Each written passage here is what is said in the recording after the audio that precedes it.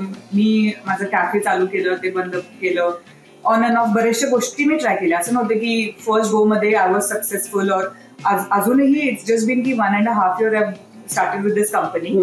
पण मला एवढंच सांगायचंय की you have to keep on trying. Somewhere असं नाही व्हायला पाहिजे की एक फेलियर मिळालं किंवा इथं मी अडकले म्हणून माझं सगळं संपतं, असं नाही.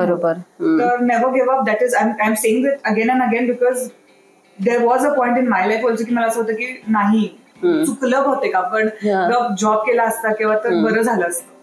पण तुमचं पॅशन जर असेल ना त्या बाबतीत की मला हे करायचं आहे आणि you are passionate about it, I think you always find a way. You will always find a way. म्हणजे इट टेक्स टाइम समटाइम्स. आणि कम्पेअर करायचं नाही की हिनी तर 2025 मध्ये शी अचीव्ड आणि मी आता I am 30-40 and I am still struggling. Compare नाही करायचं, बिकॉज तिथं तुम्ही ना खचला.